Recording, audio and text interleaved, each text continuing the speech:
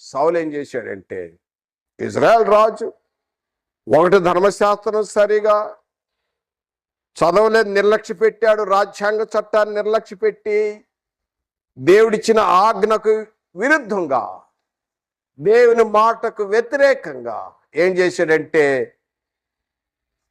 తనకు నచ్చని వాటిని అన్నింటినీ చంపేశాడు, నచ్చిన వాటిని ఉంచేసుకున్నాడు. అంటే అక్కడ ఏం జరిగింది? అగగు రాజు ఉన్నాడు, రాజును రెడ్ హ్యాండ్కి పట్టుకున్నాడు. ఒక రాజు ఒక శత్రు రాజును పట్టుకున్నాడు రెడ్ హ్యాండ్. ఈ రాజుకి గొప్ప పేరు ప్రఖ్యాతులు, రెడ్ హ్యాండ్ పట్టుకొచ్చాడు అనేది ఒకటి. రెండవది ఆ గొర్రెలు, అదేవిధంగా ఎడ్లు, ఆ పశు సంపద రాజులు కూడా ఉంటాయి, తనలో కలుపుకోవచ్చు. ఇంకోటి ఏంటంటే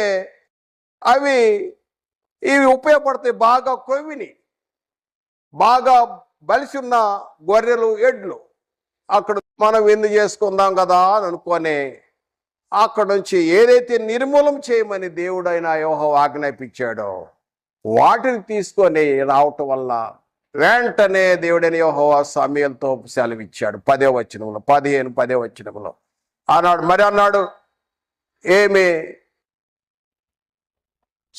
సౌలా ఏం చేశావు అని సమూయేలుని అడిగితే సౌలు అంటాడు, I have performed the commandment of God.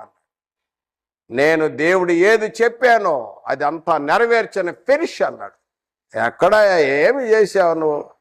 ఆ గొర్రెల అరుపులేంటి, ఆ ఎడ్లు రంకులేంటి, ఇందుకు తీసుకొచ్చావు? 15వ వచనంలో అంటాడు, 15:15లో మొదటి సామెతల గ్రంథం. వాళ్ళు ఒత్తిడి చేశారు. వాళ్ళు ఈ గొర్రెలు ఇవన్నీ, ఈ ఎడ్లు మనం అక్కడ పోయి మనం దహన బలి దగ్గర బల్లర్పించుకుందాం, అక్కడ దావత్ చేసుకుందాం అని చెప్పారు. ఆ మాటలో నువ్వు పని చేయలేదు, డిసొబీడియంట్, అవిధేయత చూపించావు, దేవుని ఆజ్ఞ అతిక్రమించావు, దేవుని మాట నువ్వు వినలేదు. నేను అంతకుముందు కూడా చూసి అక్కడ దహన బలి నేను రాకముందే నువ్వే చేశావు.